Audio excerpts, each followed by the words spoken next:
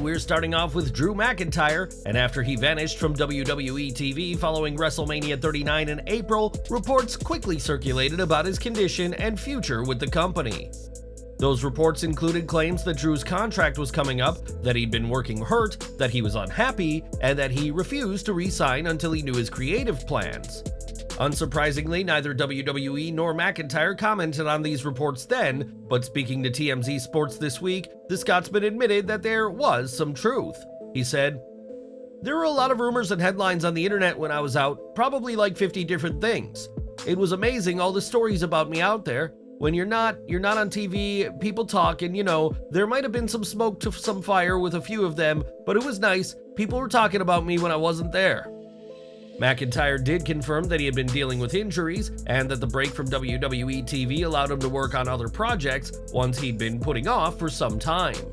Now McIntyre is back on TV and days away from challenging Gunther at SummerSlam, and win or lose, it appears the Scottish Warrior is back for a long time to come.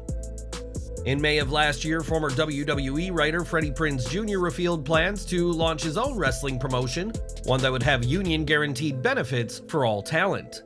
This is quite the promise, as many wrestlers have spoken about the perils of not being unionized, but those in WWE aren't all that concerned about the Scooby-Doo actor.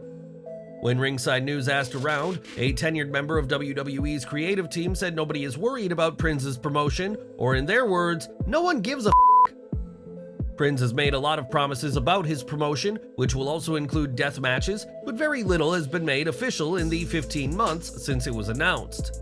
Freddie has been highly critical of some of WWE's programming in recent years, even branding NXT as unwatchable garbage, likely ruining any chance of a return. As the success of AEW has shown, there is a market for wrestling in the US outside of WWE, but those in WWE don't believe lightning will strike twice for Prinze's promotion. Over to AEW now, as the company is home to several individuals who used to work for WWE, and one interesting name could be found behind the scenes during this week's Dynamite.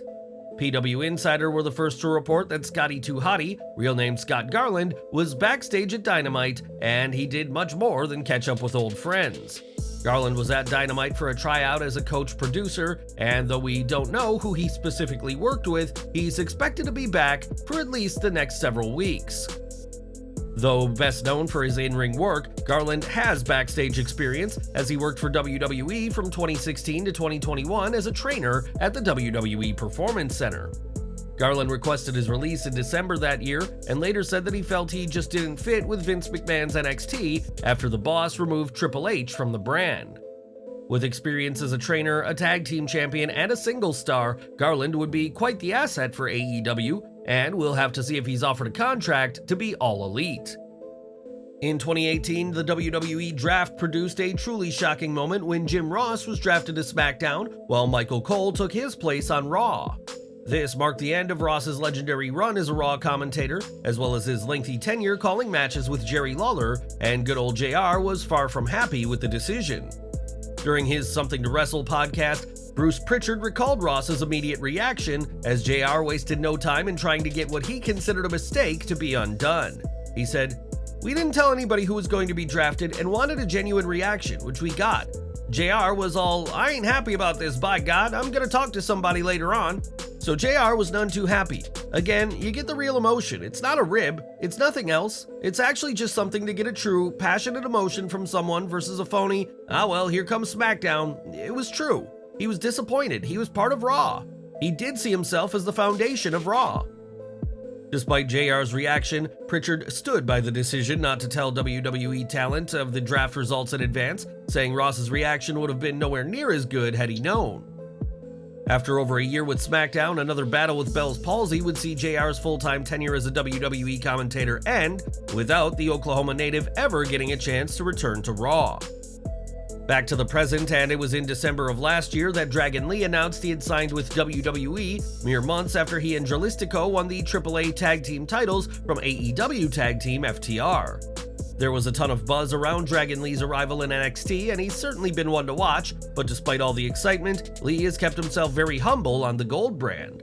That's according to Shawn Michaels, who during the press conference to promote this weekend's NXT Great American Bash had nothing but praise for the masked superstar. Michaels said that Lee has made sure not to use his star power to get any special treatment in NXT and has been taking English classes to help with his promos, a task HBK greatly appreciates. On last week's SmackDown, Lee appeared on the Blue brand in a segment with Rey Mysterio, another good sign for him, as the future looks very bright for Dragon Lee in WWE.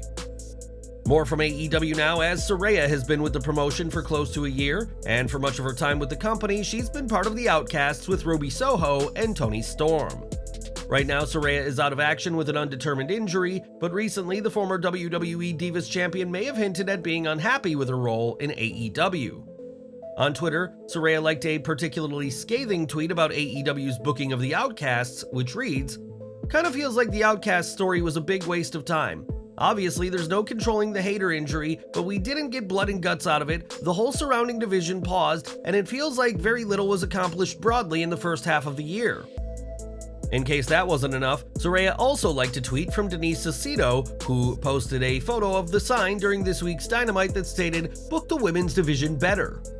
In the interest of fair reporting, we should point out that Saraya shortly liked a tweet saying AEW is fantastic, and that those who don't watch programming from the company are really missing out. Whether AEW takes notice of the sign from this week's Dynamite, who's to say, but do you think that Tony Khan has squandered the Outcasts? Make sure to let your views be heard in the comments down below. Impact Wrestling news now, as earlier this week the promotion teased a major international announcement, and it didn't take long to reveal what the company has in store.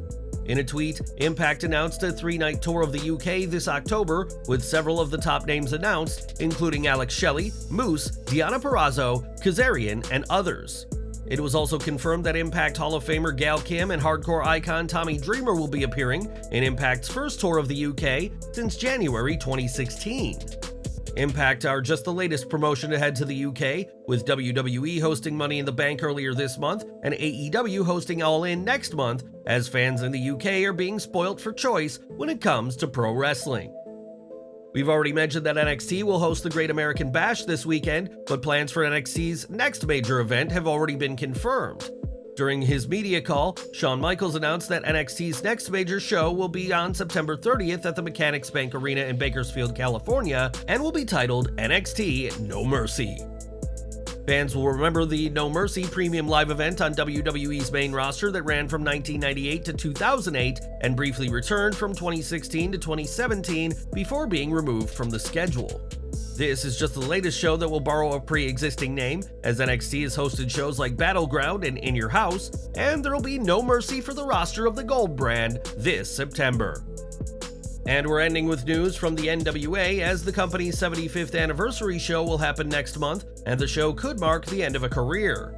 We know that the main event will see NWA World's Champion Tyrus put his title on the line against EC3, but that won't be all that will be defended. On Instagram Live, Tyrus said that if EC3 can beat him, then he'll retire from professional wrestling, a bold claim, though one that NWA President Billy Corgan hasn't commented on at this time.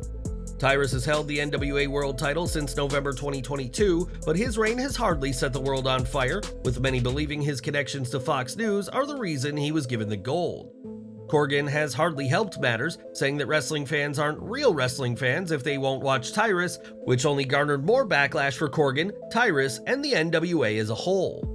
There'll no doubt be plenty of people rooting for EC3 at NWA 75 next month, though not because they want to see him win the title, and time will tell if Tyrus's reign and career ends.